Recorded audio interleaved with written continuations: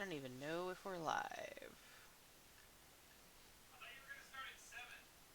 Yeah, I decided not to. Well, I thought it was going to take a lot longer, so whoops.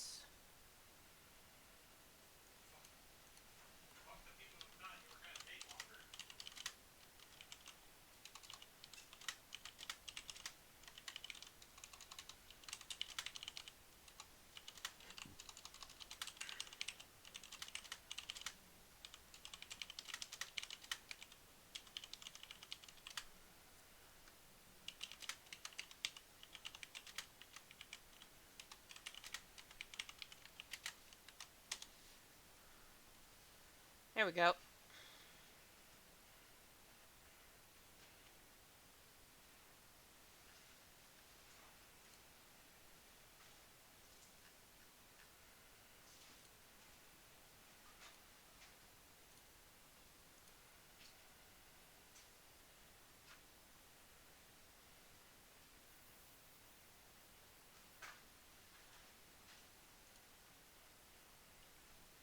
Hey, don't forget to mail me the thing.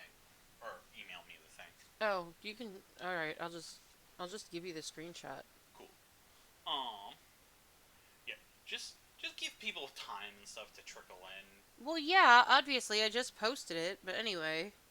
Well, so you said you were gonna start at 7, so like, don't Yeah, but you don't. can still see Bean for like 20 minutes. It's fine. No, yeah, okay. There you go. As long as if you give people time. Yeah, we will. Ha, Beanie Baby.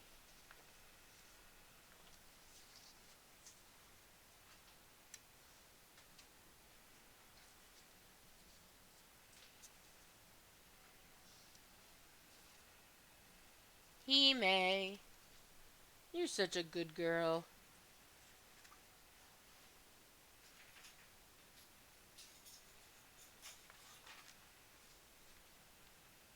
A Victorian celebration, Parlor Cats. By Cynthia Hart, John Grossman, and Josephine Banks. Hey, T Elite. We are here for kittens today. I'm gonna read the inside cover while we're waiting for more people to come in. As with the Queen, so with the Empire. When Victoria revealed her love of cats, her people elevated their tabby mousers to a position unrivaled since ancient Egypt. Celebrating that her great era of allurophilia are Cynthia Hart and John Grossman, the arbiters of Victoriana, whose books include A Victorian Scrapbook, Joy to the World, and Forget Me Nots, as well as the best selling Victoriana calendar.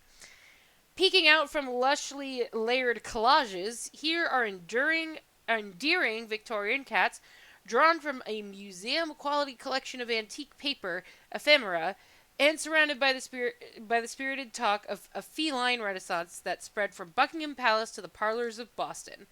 Generously quoting poetry, nursery rhymes, Godey's Lady Book, and popular authors such as Edward Lear and Rudyard Kipling, each precious page of Parlor Cats evokes an image and in word an age that personify the cat as the epitome of domestic virtue.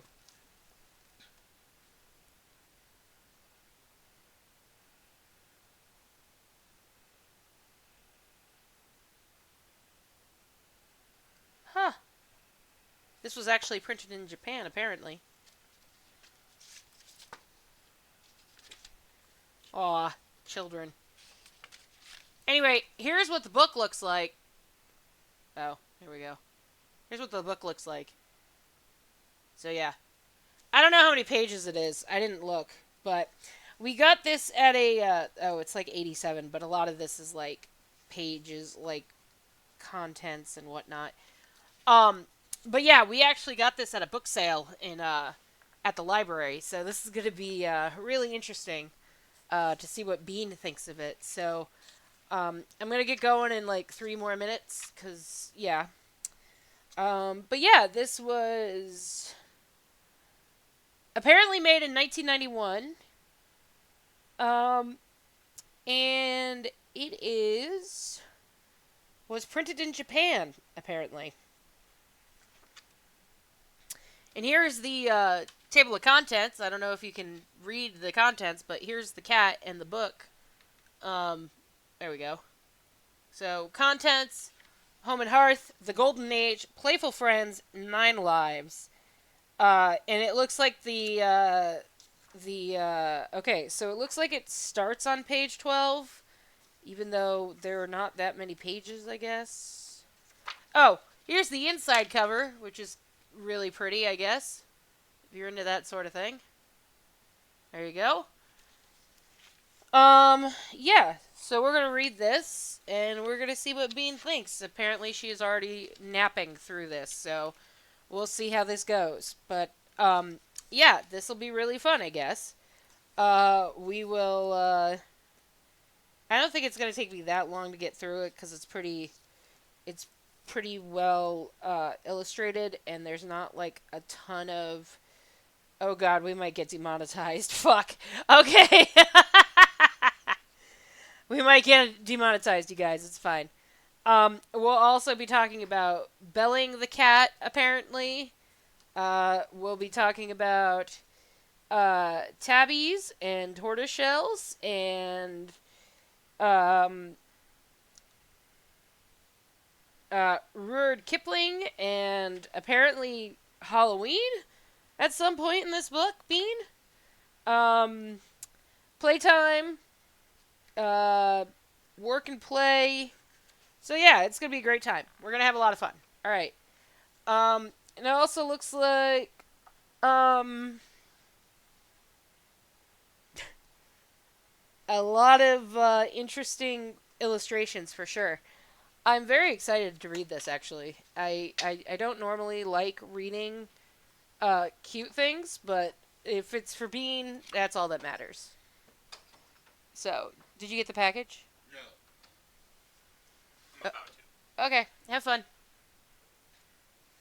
Okay, we are off and running. We've got 3 people watching the stream. Hooray! All right, Home and Hearth. No true portrait of a Victorian household would be complete without a cat. The decorative and domestic warmth of the parlor was so frequently enhanced by the presence of these charming creatures that they are almost emblematic of the era. The cat's strong attachment to place, stronger than even then to people, suited to perfection the Victorian ideal of home and hearth. Indeed, as the intense, agitated romanticism of the Wuthering Heights age was swept away by the contented romantic image portrayed by the Queen as a young bride and mother, a feline renaissance took hold in England. Whatever Victoria did became the thing to do, and when her domestic tendencies proved to include bringing cats into the family, their place in her subjects' affections was assured. As time went on, cats come to reign supreme as the royalty of domestic animals, a role perfectly tailored to their character. Noble and independent, egotistical yet loving and loyal, they ruled with true magnanimity. Not Nor was their reign limited to England. In America, their popularity grew by leaps and bounds until an article written toward the end of the 19th century could declare that a cat craze had seized the nation. Just consider the spate of cat images from this time. Has a greater variety ever been displayed? In literature and art, on toys and artifacts, imprints of the cat were everywhere. And because of these images, made readily available to Victorian cat lovers through new, less expensive manufacturing methods and materials, we have a vivid record of the era when the cat came into its own. I really love the illustrations in this book. Like, they're very, very well done, I think. Like, they're very, well pronounced and very good. What are you doing? Stop sleeping. I'm reading. I'm reading to you. Again, like, just the fucking art is so good in this book. We get to the Golden Age. Alright, so, here we go. The Golden Age. Like, look at this. This is so good. I fucking love this. It's perfect. Alright. Godey's Lady Book, May 1895. It is indeed remarkable how much these animals can be taught if taken in kittenhood and treated gently. Even as soon as their eyes open, they can be made to understand many things. Looking at the picture of fluffy Victorian cats with their big eyes and soft faces lounging lazily on the hearth with colorful bows tied around their necks, one would be hard to put to imagine them as anything but adored creatures. Yet not many generations before, cats had been relegated to the barn to catch mice and to keep the foodstuffs secure from vermin. Rarely did they see the inside of a house, except perhaps the kitchen, cellar, or attic. Assigning cats to the task of pest control began in ancient Egypt, where their primary purpose was to keep granaries free from mice that would devour their contents if left unguarded. But even then, though revered for their role in preventing starvation and even elevated to godly form, cats were also beloved pets. Victorian interest in archaeology uncovered this find. In the 1890s, an article in Godey's Lady's Book told its readers that the cat was an acceptable and desirable household pet, no longer the stereotypical friend to lonely old ladies. It is settled now that cats and spinsterhood have no direct connection, said the article. A learned Egyptologist has just proclaimed the fact that 10 well behaved sacred cats were buried with an Egyptian princess, who had enjoyed the companionship of 5 husbands in succession. Consequently, it follows that a woman need not be an old maid to appreciate the beauties and love the virtues of her feline companions. Cats in Roman times held a similar position of esteem, accompanying armies of the empire to protect the stores of food. In the Middle Ages, they were not so fortunate, losing their lofty status as they became to be associated with the devil's work. Women who were said to practice witchcraft reputedly kept cats as familiars, mysterious mediums that facilitated their evil magic. It took centuries for cats to regain their popularity. Generally, they were kept simply as utility items, thrown into the barn and otherwise ignored. Not until the 1800s and the switch from an agricultural to an industrial economy did the cat once again come into its own. Alive with exciting energy and explosive change, the Victorian era saw a new interest in science, an expansion and exploration, and a different way of looking at the world. So here's the illustrations on this page. I really like this one in particular. This one in particular. That one's really nice. Then on the next page, before we get to page 22, here's a cat drinking milk, which is very well done. The nursery rhyme says, there are tabbies and tortoiseshell, black cats and white, all happy and purring from morning till night. And though they do mischief sometimes, which is wrong, they're so pretty you cannot be cross with them for long. Okay, back to our nonsense. Here's some more illustrations, which I really love. This is like really, really well illustrated. I really like this book very much. In this atmosphere, even the humble working cat took on a new life. Now it became a loved domestic pet, invited into the home as a valued member of the family. New wealth allowed the luxury for caring for cats. And just as human food was now being processed and mass distributed thanks to industrialization, so was food for pets. No longer did cats have to hunt or settle for scraps. Special foods were made for them. All this attention, however, did not relieve them of their traditional mousing duties. With cats indoors, Victorians enjoyed a double benefit. Beautiful, loving companions and leonine hunters who kept their beloved homes rodent-free. The mania for cleanliness during this period was fueled by the findings of Louis Pasteur, whose discovery that bacteria grew and germs spread in dirty surroundings populated the new science of hygiene. And what better symbol of hygiene than the cat, who devoted so many hours of the day to washing and preening itself? When the natural sciences became all the rage, amateurs and professionals alike went running around the globe in search of the new biological species. Thinking about animals and their relationship with humans would never be the same. Discoveries in evolution and genetics revolutionized previous concepts of creation, and animals took on a new form, a new life. Now they were God's creatures, and something more, fascinating examples of the ingenuity of nature. In the variation of animals and plants under cultivation, Charles Darwin further swayed the Victorians' interest to domestic animals rather than the exotic imports seen only in pictures or at the newly founded zoos. Here's another beautiful illustration. It's gorgeous. Happiness. It's good to be a kitty with a coat of silky fur and nothing else to do all day but mew and play and purr. You run about the garden, you play about the hall, and you think your sweet old mother the dearest puss of all. And you think with Tabby Tiptoes, hide and seek in someone's hat, which you wouldn't dream of doing if you were a grown up cat. Okay, look at this, right? Like, fucking this is so well done. I fucking love it. And then on this, like, this little dude right here, this dude is great. I love him. Okay, so domestic cats of India and South America, said Darwin, were different only in appearance from those in Europe and North America. Apart from the Manx and Persian, there were no variation in breeds other than color.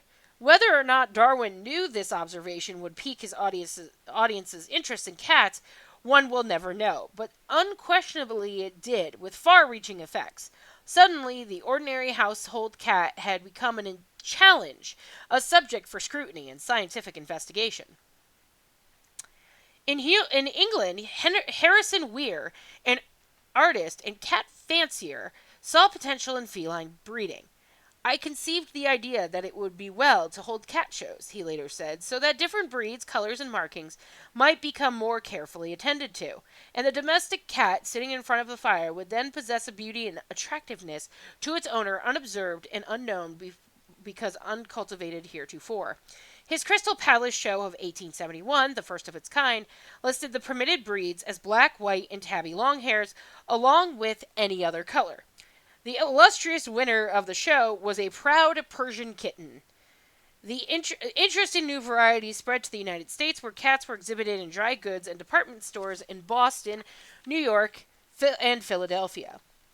Here are Cats in Basket. Cats in Basket. Fucking love it. Cat Fancy. In 1887, the National Cat Club was founded in England by Harrison Weir, who laid down the points of excellence for breeding. Its American counterpart, formed in Chicago in 1899, was named the Bursford Cat Club in honor of the great English cat fancier Lady Marcus Bursford.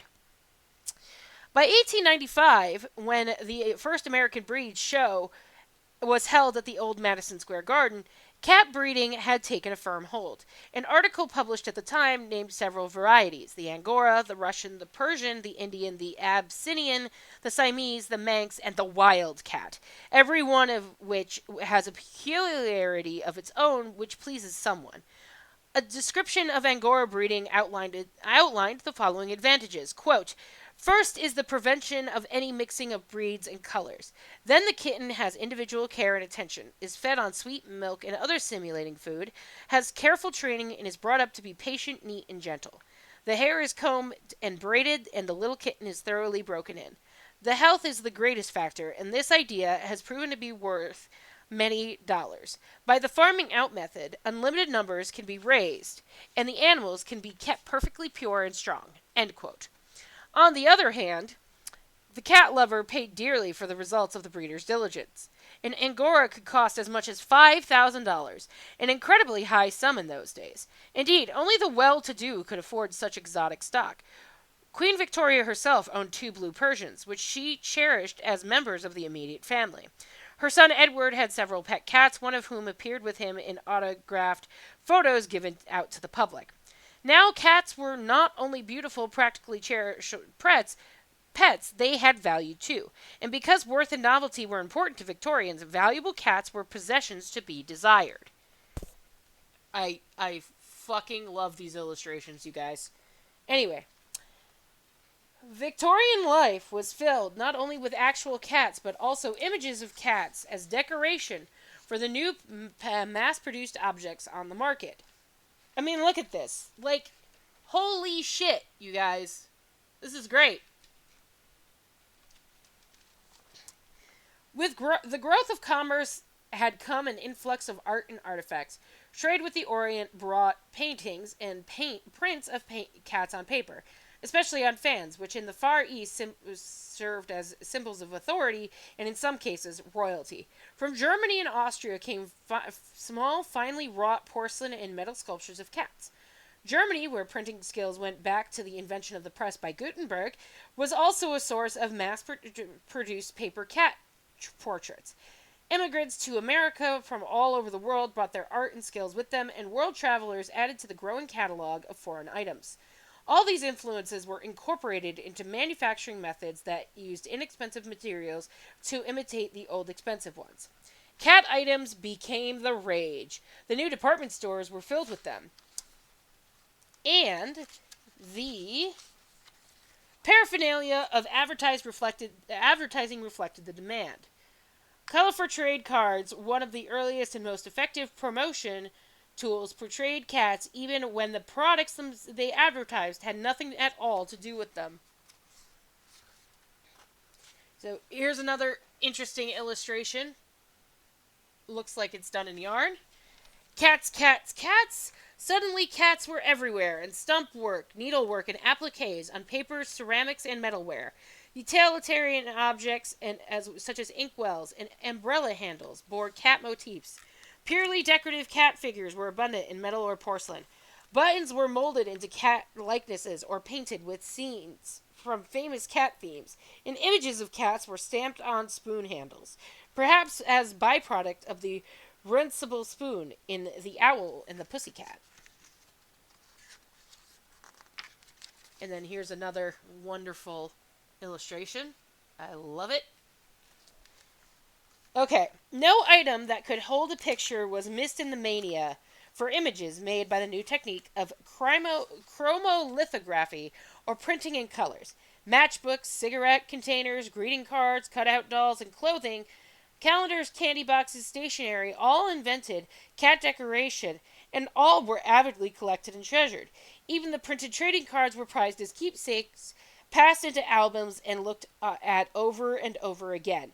Wonderful prints of cats were produced by Currier and Ives, who between 1857 and 1880 put out 38 large-scale lithographs of subjects, including children and kittens, kittens eating and playing, a cat sitting beside a bowl of goldfish, and the well-known Puss in Boots. I. Prang also used cat subjects for many famous chromolithographs and to adorn greeting cards, a Victorian innovation. It was the Victorians who made that happen. Though at first unconnected with greetings themselves, cats became a symbol of the domestic love and warmth intended in birthday wishes and in holiday messages at Christmas, Easter, and Valentine's Day. The Halloween black cat was brought up to date, changed from a threatening symbol of superstition to a fun-loving and filled character appropriate on a day when children bobbed for apples and roasted chestnuts by the fire. Okay, I'm going to finish this chapter and then I'm going to take a short break. Okay. From The Kitten and Falling Leaves by William Wordsworth. But the kitten, how she starts, crouches, stretches, paws, and darts. First at one and then its fellow, just as light and just as yellow. There are many now just one, now they stop and there are none. What intenseness of desire in her upward eye of fire. With a tiger leap half away, now she meets the coming prey. Lets it go as fast and then has it in her power again. Now she works with 3 or 4 like an Indian conjurer. Quick as he is in feats of art, far from beyond in joy of heart. What did the Victorian cat say about the 19th century? In many ways, the cat was a crazy quilt representation of the interests and crazes of the time. At an era filled with enormous energy and marked by change. Pushing full steam ahead to expand their frontiers, the Victorians felt a need to create a sense of security as protection against the unknown. They wanted to domesticate the new, to bring it into the safety and comfort of the home, to enclose and control it and make it less threatening. What more perfect image than the cat to reflect the polar poles created by this duality? Through Oh, yeah. Though driven by curiosity, invested with the courage to strike out in search of the new, the cat never fails to remember its manners. And though closely connected to untamed nature, it remains docile and loving, filled with the gentleness required for a proper Victorian. A cat shows more of its breeding through its eyes than it does any other feature. Wayne, 19th century cat artist. And then here is the final illustration for this chapter, which is, again, very nice. And then the next chapter is called Playful Friends, which again, the art in this book is fucking amazing. I'm going to start with that. I'll just show you this real quick. Yeah, that's the first illustration. We're already on page 45, so I don't think this is going to take us very long, to be honest. So, but I'm going to be right back. You guys are going to watch Bean for a minute while I go deal with some stuff. But I will be here, I promise.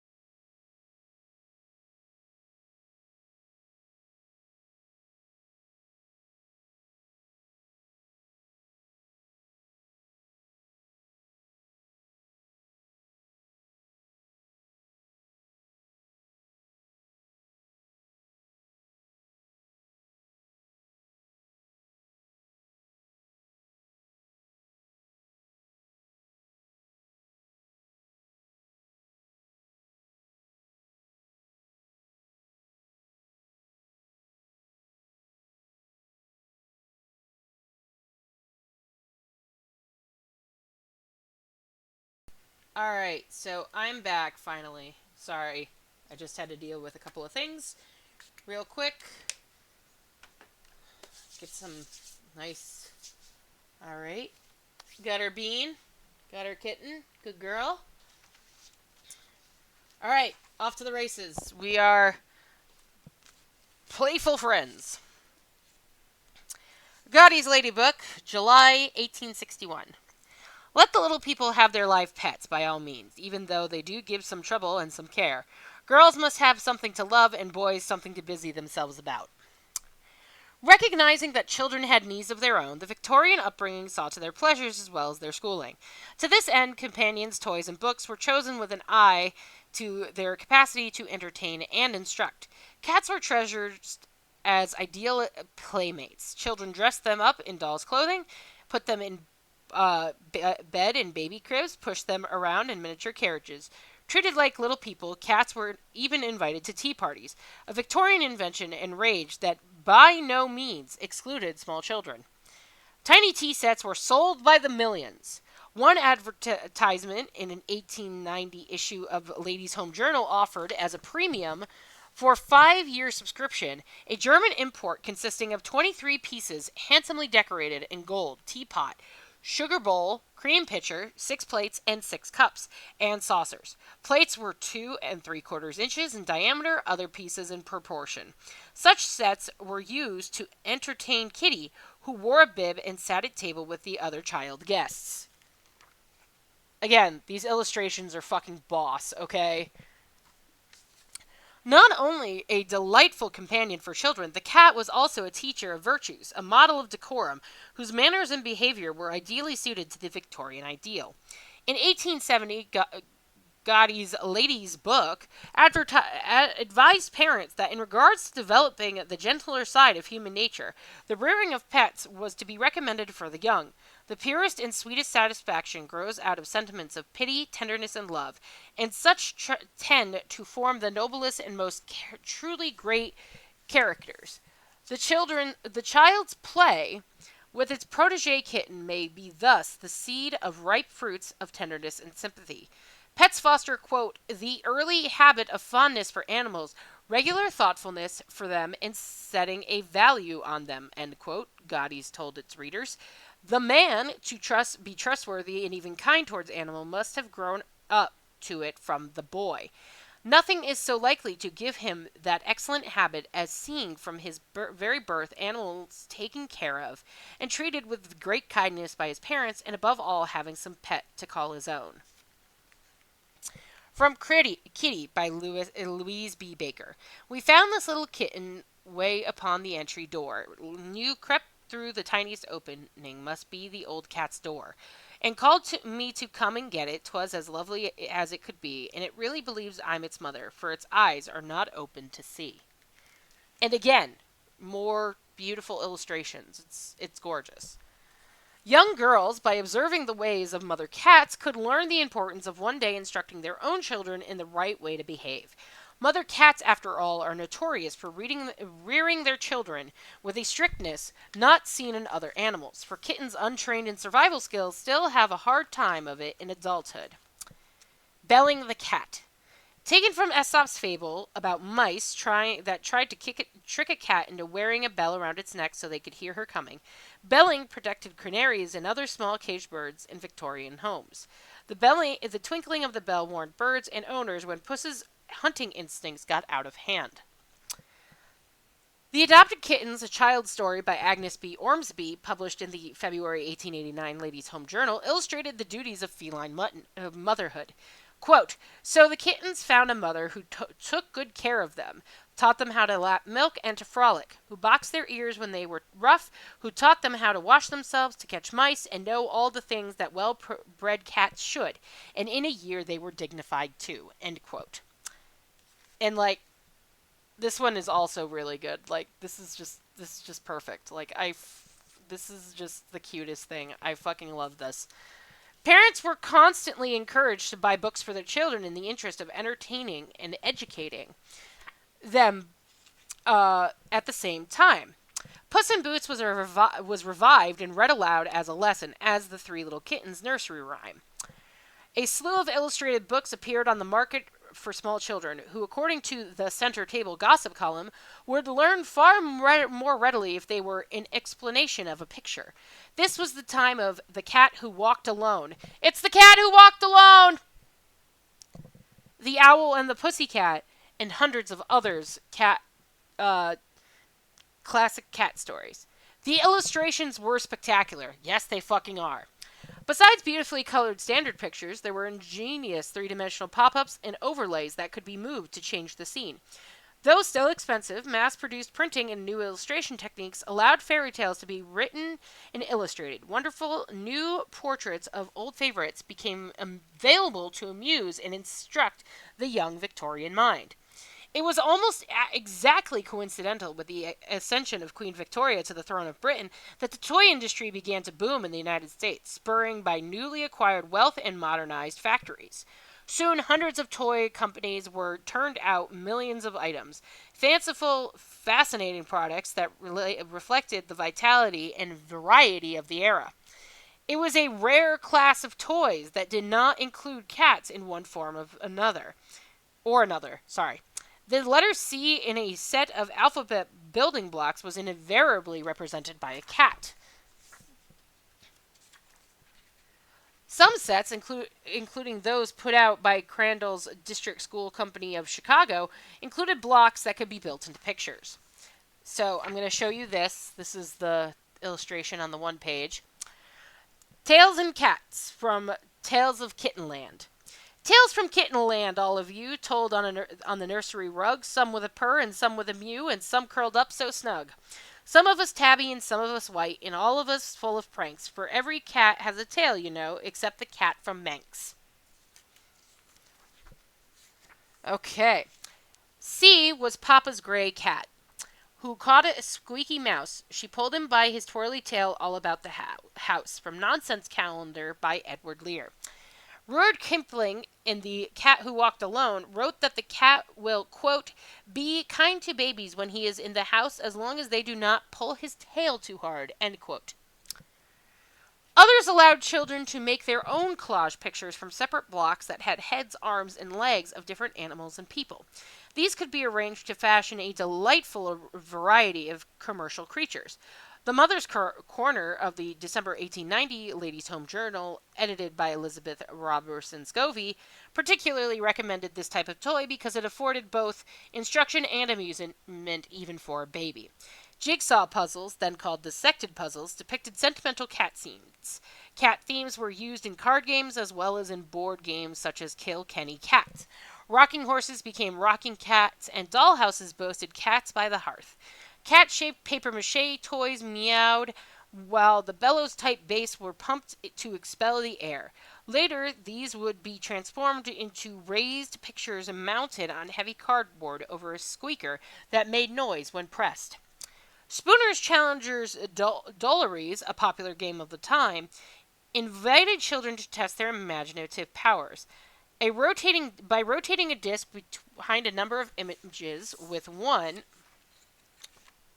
or several holes, they could change the pictures by substituting various body parts on the figure to make them their own exotic creatures.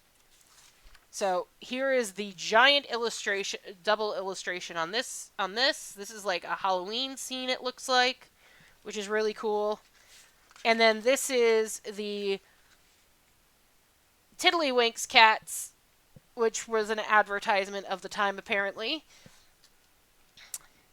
A penny toy called a zoetrope had a circular series of pictures of the same figure, often a circus lion, in slightly different positions. When whirled around the figure seemed to walk, run, jump, or perform delightfully peculiar aerobics. Aerobics. Sorry. I don't know how to speak today. It's fine. Toy theaters with cardboard cutouts for characters featured cats that acted out in the plots of plays written specifically for them. These were often renditions of the English Christmas pantomimes that became a tradition during the 19th century. Based on fairy tales, many of them featured classic characters such as Puss in Boots. Although this wonderful tradition remained strictly British, the toy theaters and plays were exported abroad. Victorians also encouraged children to make their own toys. Pussy's Introduction. From Told by a Cat, a 19th century children's book. Dolly and I live up on the wall. Mabel and Pussy have come to call. Pussy purrs and says meow. Dolly makes her very best bow. For that is the proper things you do whenever a person calls on you. Okay, and then we have some, like, little folks fair illustrations here. And then here's some kids playing with a cat, apparently. That's a thing. Okay. In 1891, Work Table instructed children in doll making and suggested a doll in the form of an old-fashioned village schoolmistress with the head of a cat on her shoulders in place of a human one. Shepard Norwell of Boston advertised a kit called Tabby Cat, which sold for 10 cents and was printed in colors on cloth so that any child could sew that makes a perfect representation of a cat life-high at 13 inches. Thus, not only real life but decorative cats filled the quiet hours of Victorian childhood. Whether learning while at play or happily entertained by their lessons, small boys and girls on both sides of the Atlantic found themselves engaged in celebrating the cat and strengthening its renaissance as the 19th century drew to a close. Okay, next chapter, Nine Lives. This is just great. I fucking love that. That's amazing. Agilmarn Charles Swinburne, stately, kindly, lordly friend, condescend here to sit by me. Cats were constant companions to Victorian writers and poets who drew inspiration from them both in their daily lives and for literary portraits. Edgar Allan Poe's Catalina sat on his shoulder as he worked, while Dickens' Wilhelmina, known as William till her first litter, reportedly snuffed out the candle whenever her master became too absorbed in his reading. John Greenleaf Whittier had the company of a cat during the show of 1866 while he worked on Snowbound.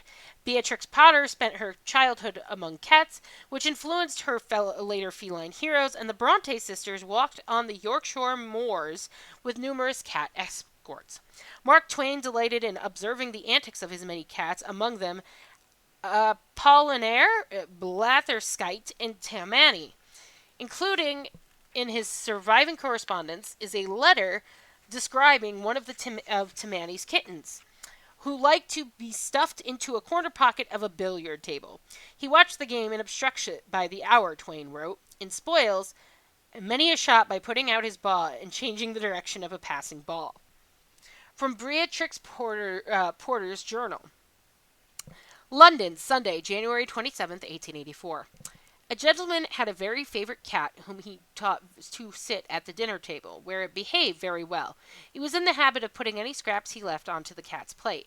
One day Puss did not take his place punctually, but presently appeared with two mice, one of which he placed on his master's plate, the other on his own. Harriet Beecher Stowe, a neighbor of Twain's, was also a cat watcher.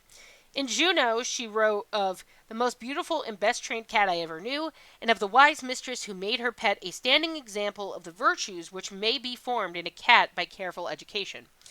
Of course, of all the cats chronicled during this time, Edward Lear's Foss had few rivals when it comes to fame and familiarity. The subject of many drawings, including the heraldic blazon, Foss also figured in Lear's self-caricatures. So strong was the bond between them that when Lear was forced to move from his Italian villa, he reportedly built a new one exactly like it out of concern that his dear friend would miss the old surroundings. From The Owl and the Pussycat by Edward Lear. The owl and the pussycat went to sea in a beautiful pea green boat. They took some honey and plenty of money, wrapped up in a 5-pine note. The owl looked up at the stars above and sang to a small guitar, "Oh, lovely pussy, pussy, my love, what a beautiful pussy you are, you are, you are, what a beautiful pussy you are." Pussy said to the owl, "You elegant fowl, how charmingly sweet you sing. Oh, let us be married, too long we have tarried, but what shall we do for a ring?" They sailed away for a year and a day to the land where the bong tree grows, and there in a wood a piggy wiggy stood with a ring at the end of his nose, his nose, with a ring at the end of his nose. The cat characters of Victorian literature followed the example set by Dame Wiggins of Lee in her Seven Wonderful Cats from 1823, were given powers not possessed by their real-life models. The legendary Puss in Boots walked and schemed his way to success in a very human manner, winning his master a fortune and a princess for a wife. Leary's pussy cat was not only courted for her beauty and presence presented with a ring, albeit one worn by a pig at the end of his nose, but speaks to her owl with feminine enthusiasm. "You elegant fowl, how charmingly sweet you sing." Even Kipling's cat of the wild woods is capable of conversation, eventually punctuated with his personal Declaration of Independence.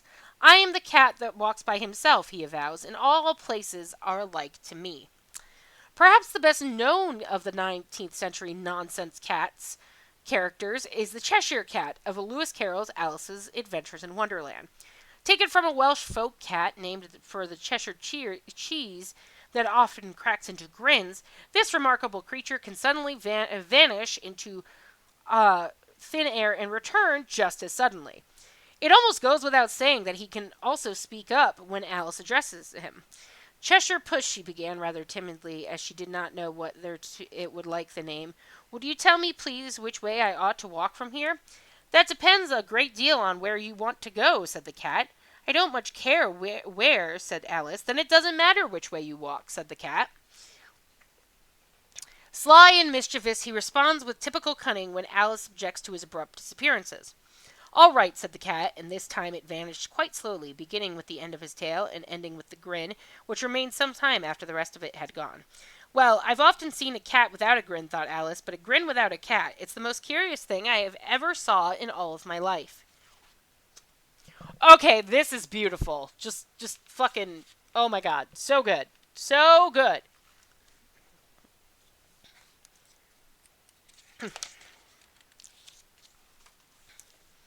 At work and play. Miniature bronze figures from Vienna, often painted in naturalistic colors, showed cats engaged in familiar human pursuits, from civic duties and household chores such as laundering and sweeping to everyday amenities and social activities. Victorians also collected small cat figures of pewter and cast iron, as well as enamel work and marble. Okay. The practice of giving cats human characteristics is centuries old, but no period in history explained or exploited the anthropomorphism of cats more than the Victorian era. To be sure, cats walked upright on their hind legs in Egyptian art, and medieval cats played musical instruments and decorations of illustrated manuscripts, but not until Granville's 19th century metamorphosis and scenes from the public and private lives of animals did cats take on not only physical but also character traits of human beings. Treating cats as people and even dressing them in human clothes made them more domestic, a necessity in the Victorian world. Moreover, since cats were reputed to be sexual creatures, covering their bodies was a natural step in forwarding the puritanical code of the day. In addition, Victorians developed a passionate interest in physical attributes, strengthening the connection between cats and humans. In Miscellanea Anthropologica in 1867, for example, Groom Napier concluded that a high mind and a low nose were never found together in the living world, an observation that applied not only to people but also to types of felines. Thus, all kinds of individuals could be symbolized by cats to point out distinctions in intelligence, class, or morality. Sir Edwin Landseer, portrait painter of the Queen's animals, found cats to be suitable subjects for high art and influenced many of the animal portraits seen in Victorian homes. In general, however, cats seldom appeared in high art. A nice name for a cat. In recognition of their gentleness and dignity, Victorian cats were given people names and even titles of respect. The family mouser, for example, was elevated to Mrs. Lover Mouse, while the erstwhile Tom Tabby was dubbed Sir Thomas. Other such names included Peter Puskin, Madam Satinback, Polly Puss, Tabbykin, Miss Whiskers, Priscilla Purr, George Gremlikin, Snowball Patpaw, Mrs. Tabitha Twitchit, and Mr. Kitty. In 1895, Francis E. Lanigan wrote in Ladies' Home Journal that, quote, only 3 of the 450 canvases which hang in the Louvre portray the cat. She went on to speculate, quote, the reason for this avoidance of the cat as a subject in art is not because of its lack of charm, beauty, or grace. These are admitted by everyone, but because of its difficulties. No living thing is so changeable and variable in contour and expression and in markings, and none is therefore so difficult of portrayal. End quote. Genre painting was more characteristic of the times to depict details of everyday life. Artists simply made people into animals and animals into people. Illustrators for the popular magazines took up the fad, using cats to get their message across with sympathy and humor. Aiming anthropomorphized cats toward adults rather than children was also a perfect forum for satire. Magazines such as Punch in England and Puck in America picked up on giving human characteristics to cats in order to poke fun at certain individuals or to reveal a truth about them.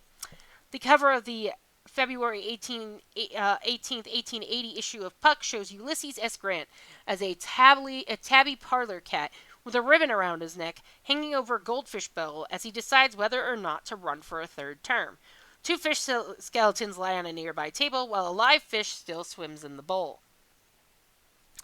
Preeminent among Victorian illustrators was Louis Wain, known as the cat artist of England, who pointed out the foibles of his times by using cats to reflect the character and behavior of adults. Wain adored cats and owned many of them. In the 1880s, sitting at his wife Emily's bedside as she lay dying, he began to do sketches for her of a kitten named Peter, whom she adored. It was these sketches that decided his career, which spanned 6 decades and at times included more than 1,000 drawings a year. He took his sketch pad with him to restaurants and other public places, always ready to draw people in their different positions as cats, getting as near their human characteristics as possible. An article in Cassell's magazine put it another way, calling him, quote, the master worker who has made cats live in a new sense, endowed them with feelings of flesh and blood, and humanized their jealousies, their loves, and their hates. In 1890, Wain succeeded the artist Harrison Weir as president of the National Cat Club, cementing his position as an expert on cats in the eyes of the public. In truth, his knowledge came simply from observing and drawing them, so that often the advice he gave was dubious at best. If you don't want puss to go into any given place, he said in an 1895 interview in Chum, put fresh orange peel near this place. Cats will seldom scratch up any flower at the root of which the peel is put, and I have many times known when they would not even cross a garden wall on the top of which was a continuous line of peel. End quote. This was nowhere near as conventional as the view held by an anonymous cat lover quoted by Stanley Sprigg in 1898. I once had the impression that a cat's tendency was to travel north and to face north as a magnet does, and that this tendency had some intimate association with the electrical strength of its fur. In brief, I looked upon a cat as a lightning conductor on a small scale. From The Kitten by Joanne Bale. Now reeling round with bootless skill, thy bo-peep tail proves the skill. Oh, and off beyond thy curving side, its jetty tip is seen to glide, till from thy centre starting far, thou sidelong rearest with tail in air. Doth power and measure verses dwell, all thy vagrancies wild to tell? Ah, no! The start, the jet, the bound, the giddy scamper round and round, with leap and jerk and highest cravat, and many a swirling somerset. These mock the deftliest rhymester's skill, so poor in art, though rich in will. It was in the year 1901, the last of Victoria's reign, that Wain began publishing the journal called Wain's Annual, devoted entirely to cats. Embellished with his own color palettes, as well as with illustrations, cartoons, stories, poems, and plays contributed by others, the journal used properly domesticated subjects from homegrown to rare, expensive breeds, and thus further popularized cats as lap pets in Victorian homes. Thus did cats find a permanent haven in the parlor by the family hearth. Here they served as the perfect creatures to satisfy their owners' curiosities and longings for domesticity. Above all, they were objects of love, placed foremost in their own special niche among Victorian affections. And then this is the last illustration. And with that, we are done unless there's something on the back cover, which there does not look like there is. But yeah, so that was Victorian Celebration Parlor Cats. Bean, what'd you think? Oh my god, she fell asleep. It's fine. Alright, well that's that. We will be back, Cody and I will be back on Tuesday to stream Keep Talking and Nobody Explodes. See you then. Bye.